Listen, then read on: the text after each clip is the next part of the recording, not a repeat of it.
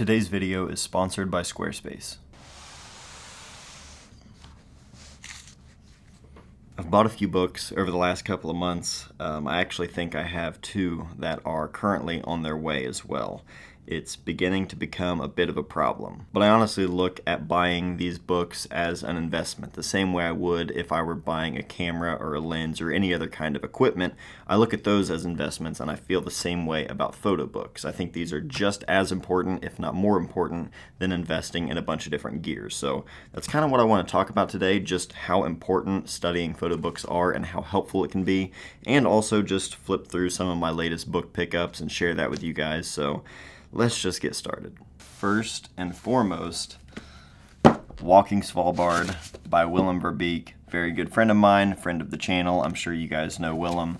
This is his new zine, Walking Svalbard. I just got my copy in about a week ago, and I have been flipping through it every day since then. Svalbard is the northernmost town in the world, and during the winter season, for 24 hours a day, it's in complete darkness. So he went there and shot all of these long exposures at night, and it's honestly one of my favorite photo books. Technically, this is a zine, but still, it's a photo publication. It's a book of some sort. One of my favorite books in my collection, in all honesty. The work itself puts it up there for me, but honestly, just the presentation of this thing, everything about it I love. They have this really nice like plastic dust jacket, so it kind of adds this like snow effect to the cover, which just looks incredible. I love that it's, you know, separate from the cover itself. You can see the shadow of the dust cover underneath on the actual cover.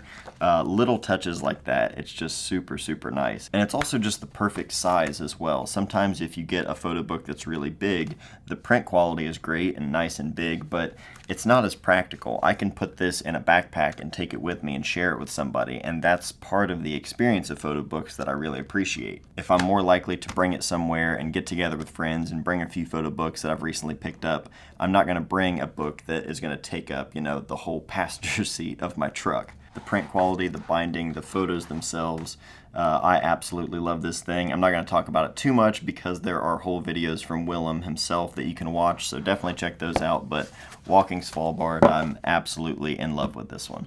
Morgan Ashcombe, What the Living Carry. I found myself on Mac Books on their website and just ended up buying a couple of books, and this was one of them, and so far I'm really enjoying this one as well. And I say so far because a lot of these books, you know, they're relatively new, and sometimes it takes me a while to really digest a photo book. I don't just sit down and go through the book one time and automatically go, okay, I know what I feel about the book, I know the meaning of it, I know the story. Sometimes it takes a while, and it's this sort of thing that you just continuously flip through and really spend a lot more time with, and that's one of my favorite things about photo books in general. Everything is so immediate right now with social media, and you just scroll past images at 100 miles an hour.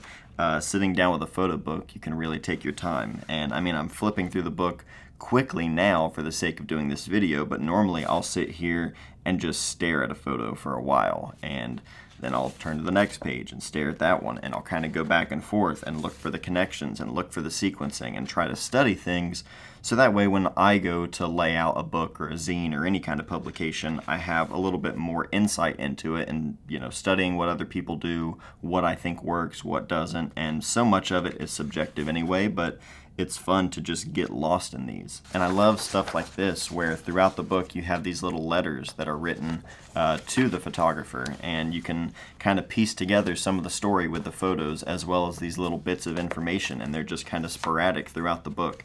Little things like that that you don't normally think about. When you think of a photo book, you just think of, you know, white pages and photos placed on there.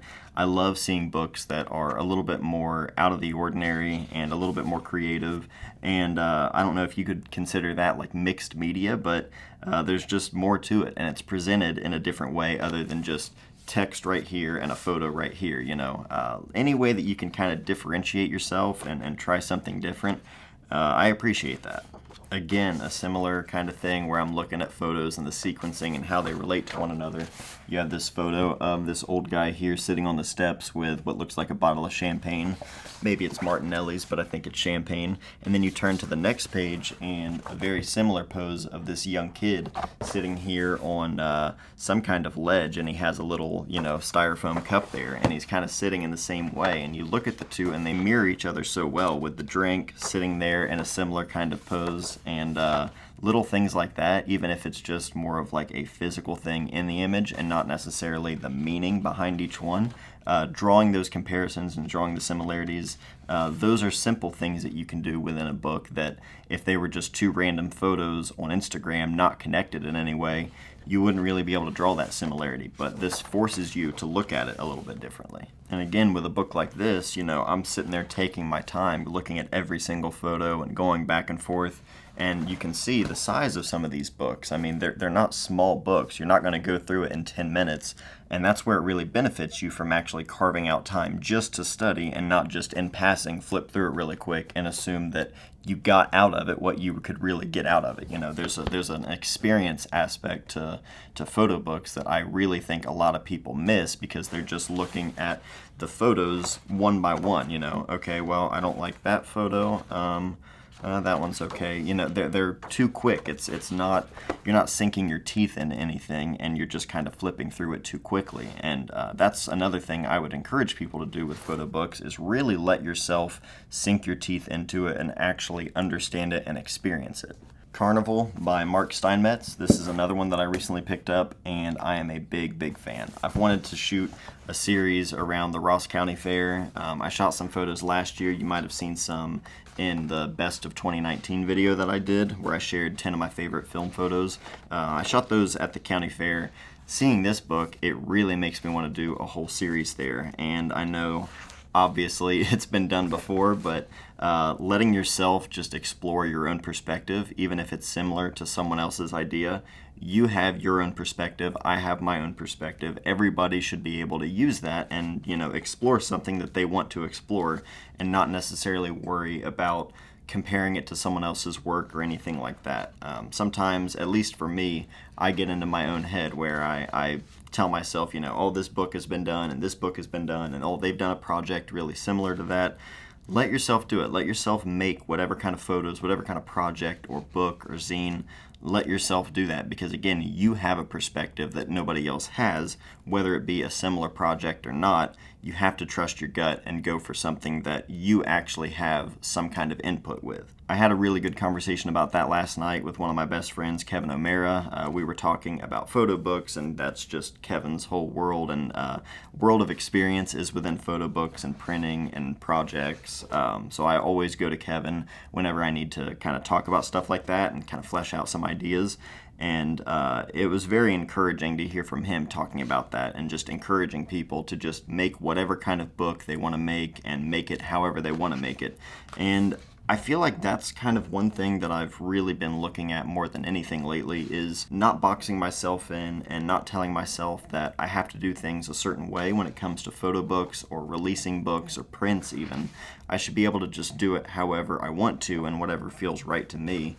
And the more I buy photo books and experience different kinds of photo books in different styles, it just gets this drive within me that that's all I want to do. All I want to do is shoot long-term projects and make books out of them, or short-term projects. I mean, social distancing, I made that in 30 days, and that came together way better than I expected. I would obviously prefer to do long-term projects because I feel like you get better work out of it. There's a much better story. It just all around, it leads to probably a better experience. But at the end of the day, I went with what I felt was right and just made it work, and it ended up working. And the layout of this book, it's pretty traditional in that you just have photos with no text or anything. A lot of times there's a photo on the right page, blank page on the left. So it's very traditional in that regard, but the way the book is actually printed and the cover around it, it's not like it has this finished edge. It looks like they printed it and then just cut it off at a very hard angle. Everything is flat and you can actually see the inside of the cover. It's a really interesting kind of look. This is the only book that I own that has this kind of style. So for such a traditional kind of book in terms of how you flip through the photos, I actually like that there's a really different kind of approach to the cover itself. And again, that just goes into the idea of having so many different choices and options to go when you're putting a book together. Larry Sultan here in Home. I've been wanting pictures from Home by Larry Sultan for a long time, but I just haven't found myself to just buy it. I don't really know why, because I've bought other books in that time frame, and I even bought this book knowing that I wanted pictures from Home, but Here in Home is more of a retrospective. There are photos from a lot of different projects compiled into one book, whereas Pictures from Home was one project in particular. But I felt like I wanted to get a little bit more of a broader sense of Larry Sultan's work before I picked up Pictures from Home. And this one does have some pictures from that book as well, but it has a lot of other stuff in there. Retrospective books are great because, again, you're not just getting one specific subject, you're covering a lot of ground, and you can really kind of see how well-rounded a photographer is. They're not just working in one kind of lighting condition or one kind of area. They're really trying out a lot of different things, and some of these photos here were made in these really kind of wide landscapes. Some are a lot more intimate moments. There's a whole series in here from 1978 to 82 where he shot photos underwater of people swimming in pools in San Francisco. Pictures from Home, obviously a lot of photos of his parents in their home. And then you have The Valley, which was shot from 97 to 2003, and it's sort of a behind-the-scenes look at the adult film industry filming in these people's houses. You know, it's like these normal houses of, like they put it, dentists and attorneys and people like that, and it's an actual family home, but they're shooting adult films in there, and it's this behind-the-scenes look, and it's a really bizarre kind of way of looking at things just because you have such a stark difference between what's going on and also the places that it's happening. So really, really interesting as well, something I never would have thought of, but again, this is a big, wide variety of the kind of things that he's explored, and that's what kind of makes retrospective so interesting, is that, you know, it's not just one particular thing. Photographers are curious people, and you're getting a lot of different things that they have ideas for, and they're fully fleshed out, literally. Retrospective books are great. They can be sort of a greatest hits to the photo book world, but this is a good one. A Beautiful Ghetto by Devin Allen. This is a photographer that I didn't realize I'd seen his work until just recently. He just shot the cover of Time magazine for the second time, documenting everything that's going on in the wake of George Floyd's murder. This book is from 2017, and he was there shooting everything in Baltimore after the murder of Freddie Gray in Baltimore. I really like the way that this book is put together. In terms of sequencing, the first half of the book, it really builds and establishes the narrative of this community, and you see a lot of people hanging out together. You see a lot of streetscapes as well, sometimes showing the conditions. This one has, you know, some vacant and kind of demolished buildings. You have a syringe on the ground there, but you also see a lot of kids hanging out on the playground. You see people getting their hair cut. It really adds this sense of community there, and as you flip through the book more and more, you start to see things that were happening in terms of the protests and even the riots as a result of Freddie Gray's death. You have all of these photos, and then you get to this part right here where there's a poem right here, and it says Uprising. And the very next page is the cover image of the guy running there with the police behind him, and it immediately takes you into essentially what we're looking at right now as well, but this is what was happening in Baltimore in 2015. And it just goes to show you the police brutality, all of the racism against black people has been going on for far too long. I mean, this was 5 years ago. That seems like surely things would be better since then. These all look like they could be taken today. It just goes to show the decades and decades of issues that black people have had to face just for the color of their skin. Right now, if you buy any of these books today, buy this one. Jasper by Matthew Janatempo. I've wanted this book for a long time now, but I haven't had a chance to pick one up. But just recently, a couple of weeks ago, he sold 5 copies from his personal collection, and he was doing it all basically just as a fundraiser to raise money for Black Lives Matter. So I immediately picked up a copy then because it's for a good cause, obviously, and also I've wanted this book for a really long time. This is one of the best presentations when it comes to photo books in my collection. Everything from the paper type, the layout and sequencing of the book, the print quality, the subject matter itself, it's like very close to home for me. A lot of backwoods kind of images, whether it be landscapes or portraits, and he photographs everything in this really dreamy kind of way. A lot of shallow depth of field, which you don't normally see in stuff like this, but it really, really works. This is one of my favorite images of this cracked windshield. He's shooting kind of from the side through the windshield, and you see this hunter in the background there out of focus, kind of walking forward with the rifle. One of my favorite photos in the book. It just looks incredible.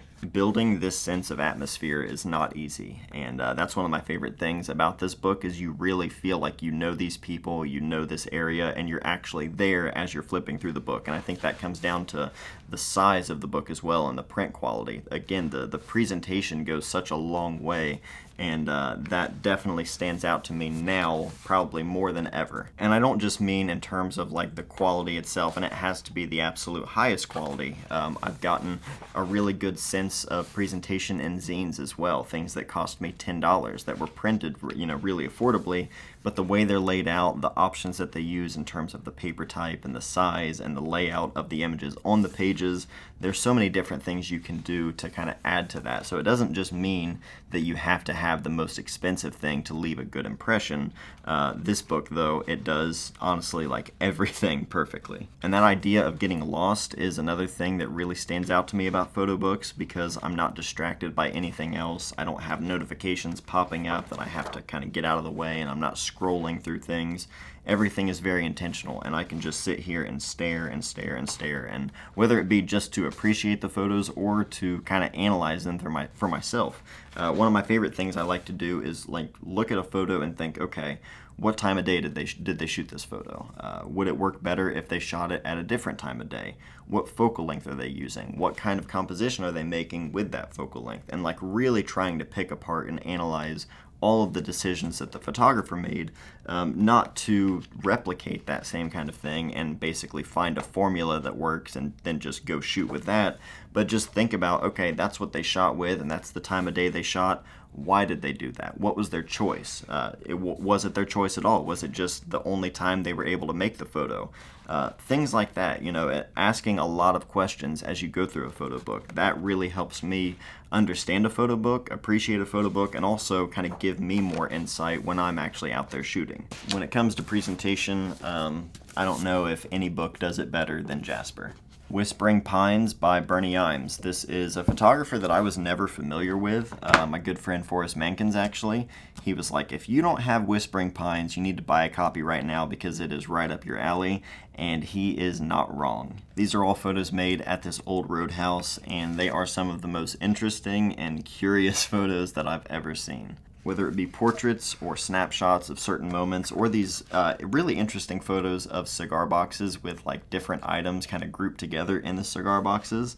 It's like you're looking at puzzle pieces and you're kind of forming your own kind of idea or interpretation of the photos. And that's another thing that kind of goes into photo books is how much do you tell the viewer? How much do you leave, you know, room for the imagination and like let people kind of form the story on their own? That's another really interesting kind of approach to a photo book, and one of my favorite things about them. I don't always want to be told what the meaning is and what the story is. Sometimes I like to just kind of let myself, again, get lost and daydream a little bit and kind of form my own narrative, and that's what makes photography so great, is you can really let yourself kind of create that story. You're not looking at a video and all of these frames per second. You're looking at one specific snapshot, and without providing a ton of information, the viewer can really interpret that in a million different ways. Like this portrait right here of these two guys sitting there with these 3D glasses and the dog.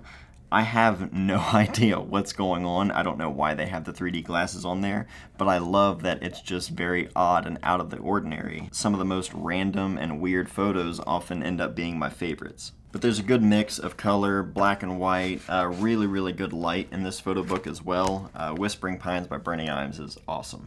Last but not least, we have Stephen Shore Transparencies, Small Camera Works from 71 to 79. When they say small camera works, they're referring to 35mm film. Typically, he's known for his large format work, but with this book, it's a lot more of just sort of snapshot kind of stuff because they're with a 35mm camera.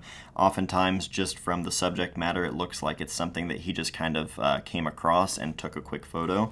It wasn't something that he would have been able to do if he were shooting 4x5. So it's interesting to see work from him that's in a different format from what we're used to seeing, but at the same time, it's interesting to see he can still have that same kind of visual language in these photos as he does with a large format camera. A lot of these have that really nice, just kind of like snapshot, slice of life kind of feel to them, which I personally like because that's the kind of stuff I love to shoot anyway.